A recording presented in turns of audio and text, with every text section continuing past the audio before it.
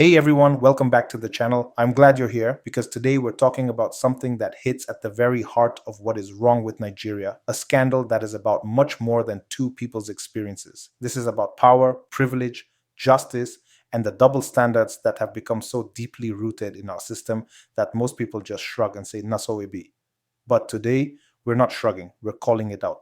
Today's story is one of those that makes your blood boil, that makes you shake your head and wonder if Nigeria is cursed or if we're just too comfortable living in a country where the law is nothing more than a tool for the powerful to oppress the powerless. And if you think I'm exaggerating, wait till you hear this. Comfort Emmanson, just an ordinary Nigerian trying to go about her day, boards an I-bomb air flight. Something happens, and before you know it, she's being treated like a criminal. Public humiliation, manhandled in front of strangers, her dignity ripped to shreds. Nigerians saw the videos, and you could feel the outrage in the air. But instead of justice, or at least fairness, what happened? The full weight of the system came crashing down on her. No hesitation, no mercy, no dignity. Now here's where the anger boils over. Compare Comfort's treatment to KWAM1, Wasiu Ayinde, a celebrated Fuji musician, a man who is not new to controversy. He allegedly broke airport regulations, acted out of line during value jet boarding procedures, behavior that would get any ordinary Nigerian detained immediately. But what happened? Nothing. No arrest, no interrogation, no viral video of him being paraded like a criminal. The man strolled out free as a bird. Why? Because in this country, once you're rich, connected, or have the president's number on speed dial, you're untouchable. This is not just about Comfort or KWAM1. This is a raw, ugly, shameless display of the double standards that have eaten deep into the marrow of this nation. A system that flexes its muscle against the weak but kneels in submission before the powerful is not a justice system. It's a circus.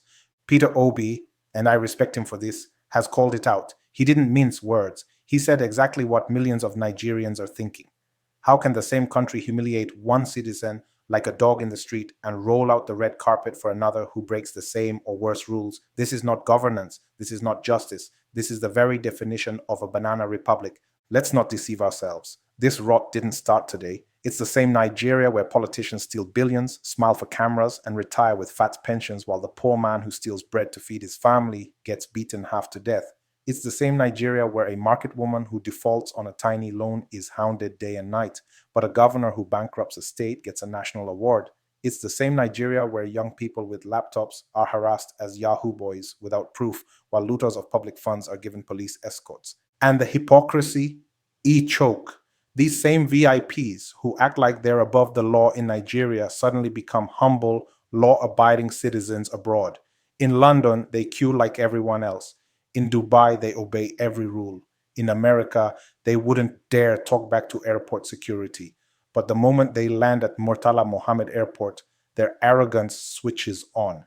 They walk with the entitlement of people who believe this country exists only for them. This Comfort versus KWAM, one situation, is not just an incident. It's a reflection of Nigeria's soul.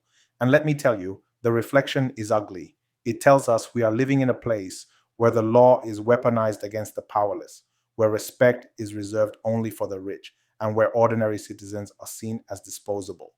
And here's the worst part. When ordinary people lose faith that the system will protect them, they stop respecting the system. That's how lawlessness spreads. That's how a society collapses from the inside. So what do? We can't just rant and move on like nothing happened. We must demand real reform. First, accountability must be absolute. If you punish Comfort for breaking a rule, you must punish KWAM1 for the same offense. Justice must be blind, not blindfolded selectively. Second, we need airtight laws that make it impossible for VIP interference in operational processes like airport security. Nobody, I mean nobody, should be able to call a president, minister, or ogre at the top to intimidate staff doing their jobs. Workers must be protected from political intimidation. Third, we must stop normalizing this nonsense. Every time we excuse it with Naso Nigeria B, we give it life. Every time we laugh it off because it didn't happen to me, we make it easier for it to happen to us tomorrow. Injustice that is ignored will one day knock on your own door. And to the youth, yes, you. This is your fight more than anyone's. You have the numbers, you have the voice, you have the energy, but what are you doing with it? Memes and hashtags alone will not change this country. We must organize. We must demand better. We must register, vote, and hold these so-called leaders accountable every single day. I know you're tired. I know the system feels too big to fight. But remember, every great change in history started with people who refused to give up. If those who fought colonialism had said, the British have been here too long, nothing can be done, we'd still be under colonial rule today. Change is always slow until it explodes. And when it does, it's because people refuse to keep quiet. This scandal is not small gist, it's a national disgrace. And the question is simple. Are we going to sit back and accept it, or are we going to stand up and fight for a Nigeria where the law doesn't care about your bank account, your title, or your connections? If we stay silent, we're sending a message, we accept this. But if we speak out, organize, and demand equal justice, we start building the Nigeria we want to see.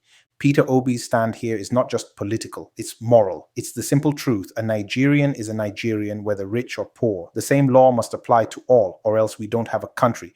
We have a playground for the privileged. So I'm asking you, my people, are we going to keep pretending we don't see these double standards?